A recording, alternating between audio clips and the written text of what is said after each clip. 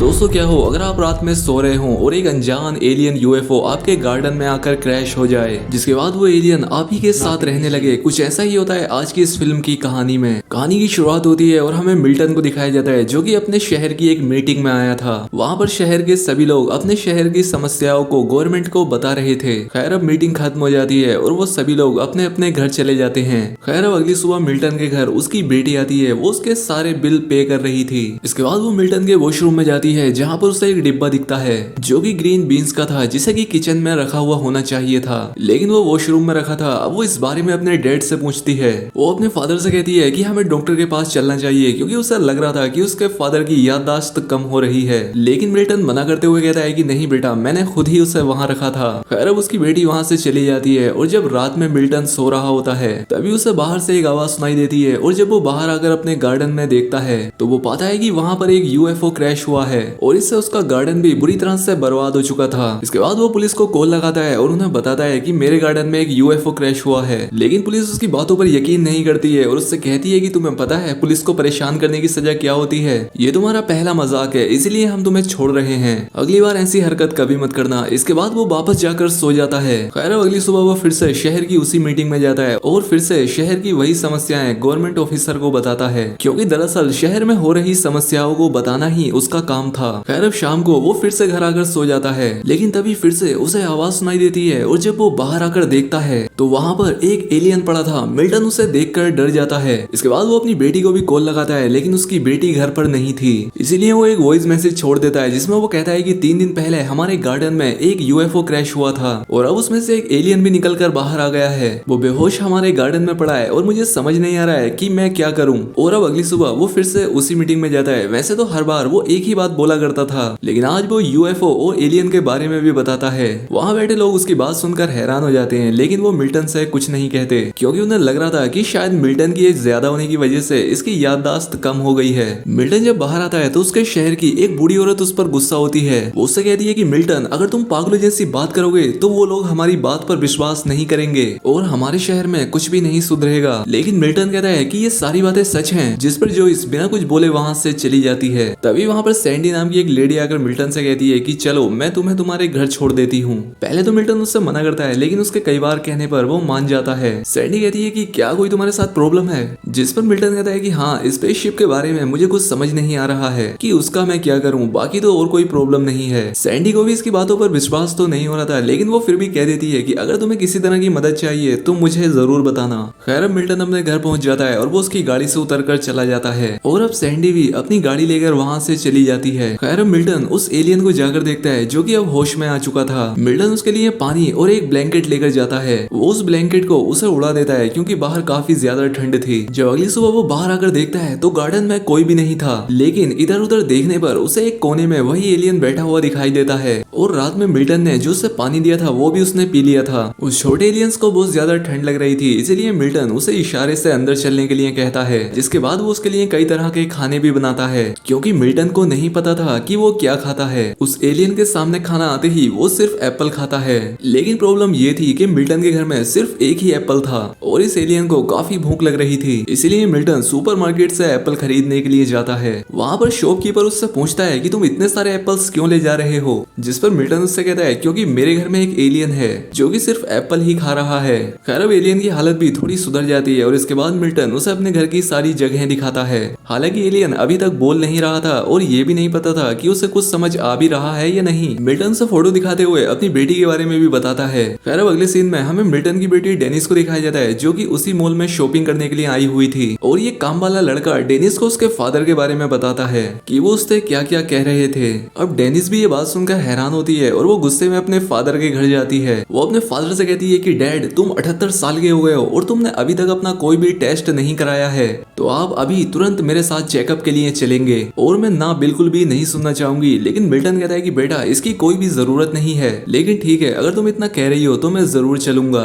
Milton कहता है कि क्या तुम्हें मेरा मैसेज मिला, जिस पर वो कहती है कि मेरा मेल बॉक्स फुल हो गया था इसीलिए मैंने उसे डिलीट कर दिया। वो अपने फादर से कहती है मैं लेट हो रही हूँ क्योंकि वो एक एनिमल क्लिनिक में काम करती थी और अब वो घर के अंदर आए बिना बाहर से ही चली जाती है। तभी मिल्टन के घर के फोन पर कॉल आती है जो कि सैंडी की थी। वो कहती है कि मेरे घर का फोटो प्रिंटर खराब हो गया है और मुझे कुछ फोटोज को प्रिंट करना है, तो क्या मैं तुम्हारा प्रिंटर यूज कर सकती हूँ? जिस पर मिल्टन कहता है कि हाँ बिल्कुल। इसके बाद जब सैंडी मिल्टन के घर आती है तब वो एलियन को सोफे पर बैठा देखकर डर जाती है। वो मिल्टन से पूछती है कि ये क्या है। मिल्टन उसे कहता है कि ये वही एलियन है जिसके बारे में मैंने तुम्हें बताया था। इसके बाद वो उसे उस एलियन का यूएफओ भी दिखाता है और साथ ही उसे ये भी बताता है कि ये एलियन सिर्फ एप्पल ही खाता है। इसके बाद सैंडी मिल्टन से पूछती है कि कहीं ये हमारे लिए खतरा तो नहीं है, जिस पर मिल्टन कहता है कि लगता तो नहीं है कि ये हमारे लिए खतरा होगा। सैंडी उससे कहती है कि क्या तुम इसे रखना चाहते हो, जिस पर मिल्टन कहता है कि हाँ जब तक ये यहाँ रहना चाहे। सैंडी उससे कहती है कि हाँ ठीक है, लेकिन तुम्हें ये कहना बंद करना होगा कि तुम्हारे घर पर एक एलियन है, क्योंकि तुमने मूवीज में देखा ही होगा कि लोग एलियंस के साथ क्या करते हैं। इसके बाद हमें नेशनल सिक्योरिटी सेंटर दिखाया जाता है और ये लोग उसी यूएफओ को ट्रैक कर रहे थे और आम जनता से इन लोगों ने बताया था कि वो एक सैटेलाइट थी।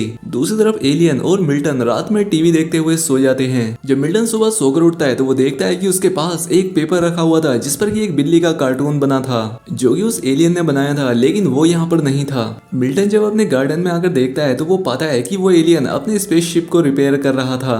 मिल्टन उस बिल्ली के फोटो के लिए कहता है कि ये तुमने बहुत ही अच्छा बनाया है और इसके बाद वो यहाँ से चला जाता है। इसके बाद मिल्टन अपनी बेटी के पास जाता है जो कि उसे डॉक्टर के पास ले जाती है। वो डॉक्टर यहाँ पर मिल्टन के कुछ टेस्ट लेती है जिससे मिल्टन गुस्सा हो जाता है। अब वो यहाँ से जाने लगता है और साथ ही अब वो अपनी बेटी पर भी बहुत गुस्सा होता है क्योंकि वो उसे एक साइकाइट्रिस्ट के पास ले आई थी। उसकी बेटी उसे समझाने की कोशिश कर रही थी कि डैड आपको भूलने की बीमारी हो गई है, लेकिन वो उसकी कोई बात नहीं सुनता और वहाँ से चला जाता है। इसके बाद वो सीधा अपने घर पर आता है जहाँ पर कि सैंडी उस एलियन के साथ थी। वो यहाँ पर एलियन से काफी बातें करती है और उससे अपनी बेटी के बारे में भी बताती है। तभी वहाँ पर मिल्टन भी आ जाता है, लेकिन वो किसी से बात नहीं करता और सीधा अपने रूम में चला जाता है और बाद में सैंडी भी वहाँ से चली जाती है। अब वो एलियन फिर से अपने स्पेसशिप में काम करने लगता है। अब मिल्टन एलियन के पास आता है और वो उसे अपनी बेटी के बारे में बताता है।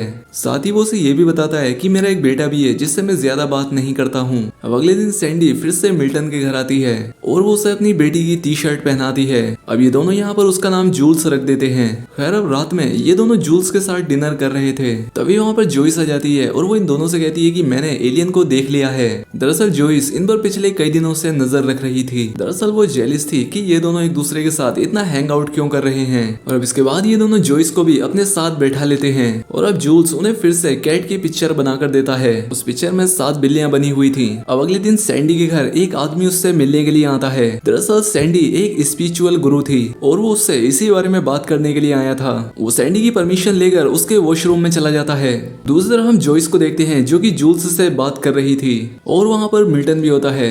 दूसरी तरफ सैंडी उस आदमी को देखने जाती है जो कि उसके वॉशरूम में नहीं बल्कि उसके रूम में होता है। वो यहाँ पर उसकी ज्वेलरी चुरा रहा था। अब सैंडी उससे कहती है कि मैं पुलिस को फोन कर रही हूँ, लेकिन अब वो आदमी सैंडी के पीछे पड़ जाता है। दूसरी तरफ मिल्टन, जोइस और वो एलियन गाने सुन रहे थे। जूल्स यहीं से बैठे बैठे देख लेता है कि सैंडी के साथ क्या हो रहा है। इसके बाद जूल्स की बॉडी अचानक से नीले रंग की होने लगती है, लेकिन थोड़ी देर के बाद वो फिर से नॉर्मल हो जाता है। इसके बाद हम सैंडी के घर पर बहुत सारी पुलिस को देखते हैं। यहाँ पर कुछ पुलिस ऑफिसर सैंडी से सवाल जवाब कर रहे थे। वो बताती है कि उस चोर का सर अचानक से फट गया, लेकिन पुलिस वालों को उसकी इस बात पर यकीन नहीं हो रहा था, लेकिन वो कुछ कर भी नहीं सकते थे क्योंकि उनके पास कोई सबूत नहीं था। इसके बाद सैंडी सीधे मिल्टन के घर जाती है और जूल्स को गले लगा लेती है। फिर बाद में उस हादसे के बारे में वो उन दोनों को भी बताती है। वो समझ जाती है कि इस इंसान का सर ऐसे ही नहीं फटा है और ये सब जरूर जूल्स नहीं किया है, क्योंकि जब वो उस वक्त नीले कलर का हुआ था तब उसने अपनी शक्तियों का इस्तेमाल किया था। अब ये तीनों भी समझ जाते हैं कि इस एलियन के पास पावर है और ये अपनी पावर का इस्तेमाल तब करेगा जब हम तीनों में से भी किसी पर कोई खतरा आएगा।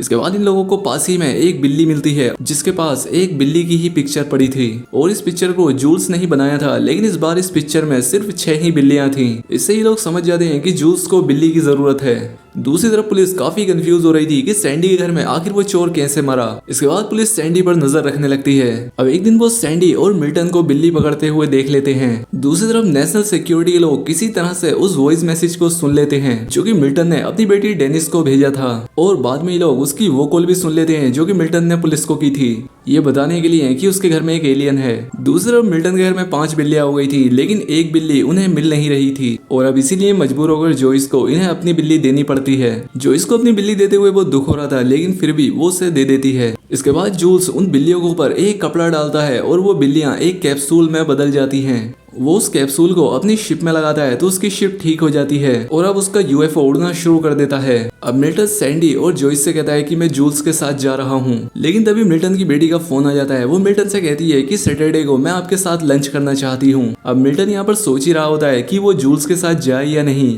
कि तभी वहाँ पर नेशनल सिक्योरिटी वाले लोग पहुंच जाते हैं। अब ये चारों जल्दी से भागकर उस यूएफओ के अंदर बैठ जाते हैं, जिसके बाद जूल्स इन्हें अपने साथ लेकर उड़ जाता है और नेशनल सिक्योरिटी वाले लोग इन्हें देखते रह जाते हैं। खैर अब जूल्स उन्हें दूसरी जगह पर ले जाकर उतार देता है। अब वो इन सबसे एक आखिरी बार गले लग के अलविदा कहता है और इसके बाद वहां से चला जाता है और साथ ही वो मिल्टन से वापस मिलने का वादा करके भी जाता है। जिसके बाद ये बेहतरीन फिल्म यहाँ पर खत्म हो जाती है। चैनल पर पहली बार आए हैं तो वीडियो को लाइक और चैनल को सब्सक्राइब जरूर करें। मिलते हैं हमारी अगली वीडियो में।